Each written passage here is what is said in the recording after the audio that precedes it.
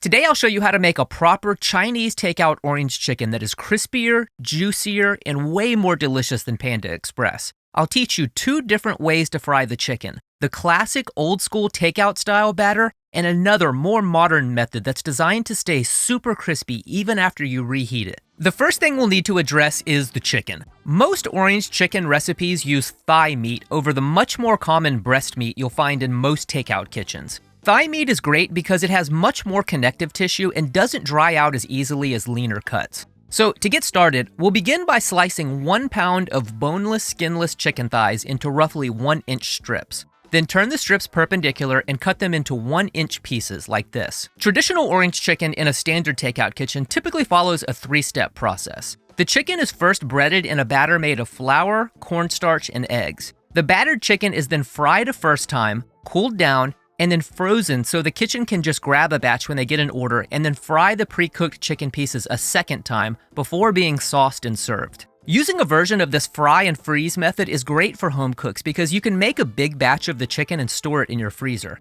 When you're ready to make a meal, you'll just fry it a second time directly from your freezer and toss it in the sauce. And you can whip up a meal in about 10 minutes. To make the traditional takeout style batter, we'll start by adding 1.5 cups of all-purpose flour to a large bowl. And to that, toss in half a cup of cornstarch, 1 teaspoon of baking powder, 1/4 teaspoon of baking soda, 1 teaspoon of salt, half a teaspoon of MSG, 1/4 teaspoon of white pepper, 1 large egg, and 1 cup of ice cold water. Then whisk the batter until all the ingredients are well combined. And you're looking for the consistency of a pancake batter. If it's too thick, you may need to add a touch of water. After the consistency is good, add 1 tablespoon of a neutral oil and stir it into the batter until it's evenly mixed in. Then add the chicken pieces to the batter and stir them in until all the pieces are completely covered. And you'll want to refrigerate the chicken for about 30 minutes to an hour before you fry it. While our battered chicken is in the fridge, it's a perfect time to make the sauce. Your typical takeout style orange chicken uses a variation of a sweet and sour sauce. I think it goes without saying that Panda Express is the most popular version of orange chicken in the world. They sell something like 110 million pounds of it every year. But one of the most interesting things about the sauce they make at Panda Express is they don't actually use orange juice like most online recipes instruct you to do. I think this is because the subtle citrus flavors of orange juice tend to get drowned out by the sourness of the vinegar and the sweetness of the sugar. So Panda Express uses orange extract instead of real orange juice. Because it's just distilled citrus flavor, I found in my tests that using orange extract with real orange juice allows those subtle citrus notes to really be brought to the forefront. And you should be able to find orange extract on the baking aisle of most grocery stores. So to make the new and improved orange sauce, let's add 2 tablespoons of white sugar to a small bowl. And to that, add 2 tablespoons of brown sugar, 1/4 teaspoon of MSG, 1/4 teaspoon of white pepper, 2 tablespoons of distilled white vinegar, 1/4 cup of orange juice, 1/4 cup of chicken broth or water, 1 tablespoon of oyster sauce, 1 teaspoon of orange extract, 2 tablespoons of light soy sauce, and half a teaspoon of dark soy sauce for color. Then whisk until all the sugars and spices are dissolved into the liquid. And you can prepare the sauce mixture in advance and store it in the fridge for a couple of weeks. When you're ready to cook the chicken, we'll start by heating several inches of neutral oil in a large pot or wok to 325 degrees. When you're up to temp, lower the chicken piece by piece into the oil. You'll want to cook the chicken in several small batches because it takes a few seconds for the batter to set, and you can easily end up with one large clump of chicken if you dump it all in at once.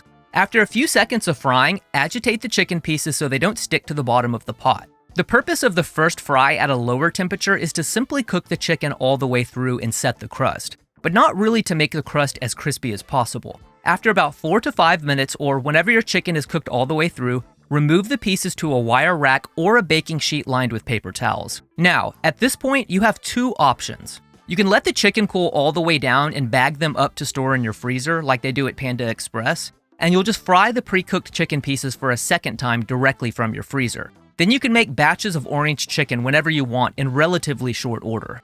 Or you can immediately bump up the temperature of the oil to 375 degrees and drop the pre-cooked chicken pieces to fry at a higher temperature for a second time. This technique of frying once at a lower temperature and then a second time at a higher temperature is used a lot in takeout kitchens. If we simply cooked the chicken at a lower temperature, it would dry out before we got an extra crispy crust. And if we cooked it at a higher temperature, the crust would burn before the chicken was cooked all the way through. So combining them gets us the best of both worlds. Now, because the chicken is already pre-cooked, you'll only do the second fry for about 2 minutes, or just until the crust starts to brown. The second fry is really just to make the crust extra crispy. And a side note, if you're cooking the chicken from frozen, you'll want to cook it for about 5 to 7 minutes. Then remove the chicken to a wire rack or a baking sheet lined with paper towels. When you're ready to sauce the dish, we'll start by adding some neutral oil to a large pan over medium heat. Then add 1 teaspoon of grated garlic, 1 teaspoon of grated ginger, and 1 teaspoon of sambal oelek and saute them for about 20 to 30 seconds or just until the aromatics are fragrant.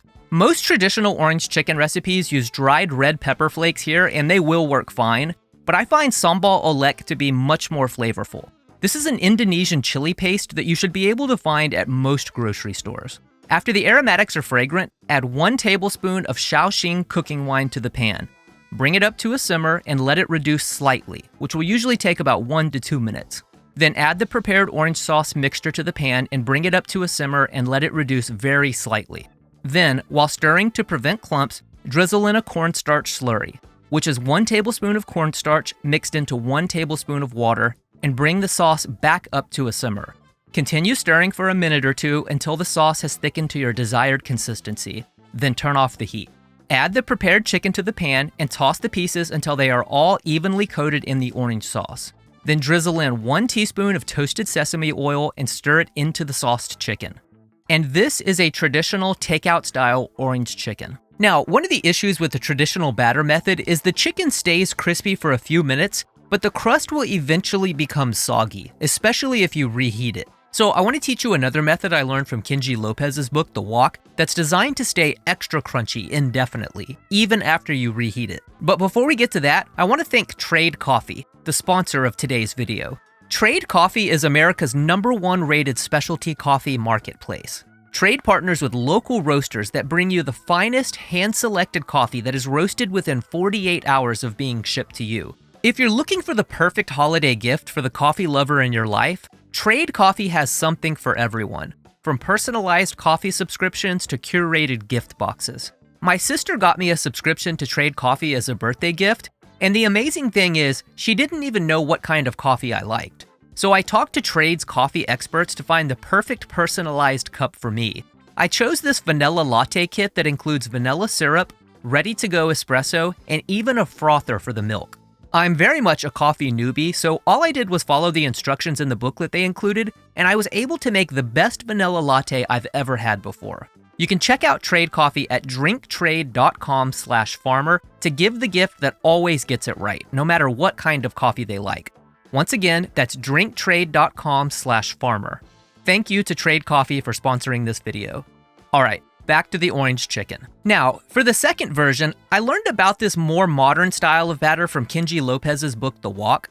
It's similar to the first one we made, but he makes a number of changes that will ensure the crust stays extra crispy pretty much indefinitely, even after being sauced or reheated. To get started, we'll add 1 egg white to a large bowl and whisk it until it's frothy. And if you're wondering, why aren't we using the whole egg? It's because egg whites are high in protein and are virtually fat-free. Eliminating the fat-rich yolk will help our breading mixture more closely adhere to the chicken and create a lighter, crispier crust. So whisk the egg white until it's frothy, and then add 1 tablespoon of light soy sauce, 2 tablespoons of Shaoxing wine, half a teaspoon of toasted sesame oil, and 2 tablespoons of vodka. Adding vodka here instead of water accomplishes a number of things. Firstly, it boils off faster than water, and it also reduces the amount of water the starches can absorb, which inhibits gluten development. It basically makes a much crispier crust that will stay crunchy even in a sauce. Then whisk all of the wet ingredients together and take about 2 to 3 tablespoons of the marinade and set it aside. I'll show you what to do with this in just a second. Then add 3 tablespoons of cornstarch to the wet ingredients, along with 1/8 teaspoon of white pepper, a 1/4 teaspoon of MSG, 1/8 of a teaspoon of table salt, and a 1/4 teaspoon of baking soda. Then whisk everything together until they're well combined. Then add 1 pound of chicken thighs to the marinade and stir until they're evenly coated.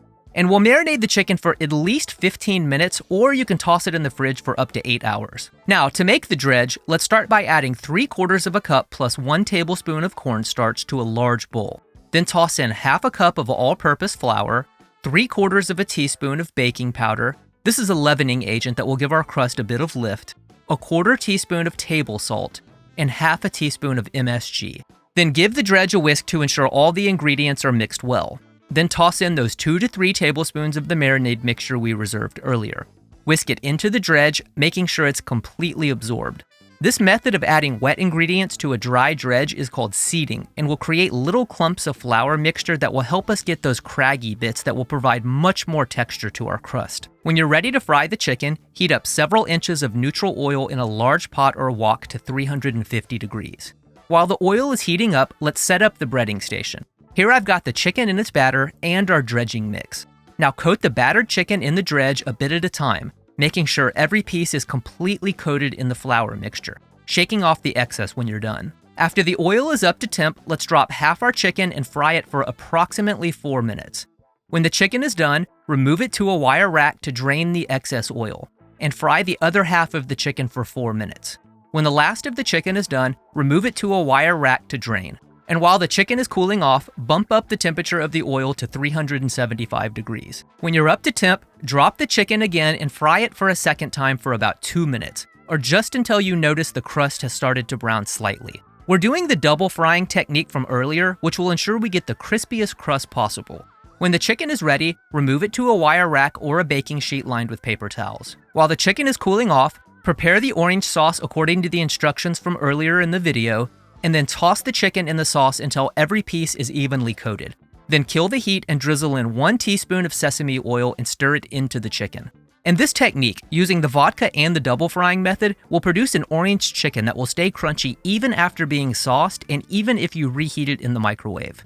Now, let's give it a taste test and see how we've done.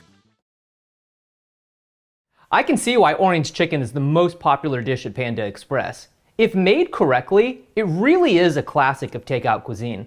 And if you enjoyed this video, make sure to check out the Chinese takeout chow mein video here.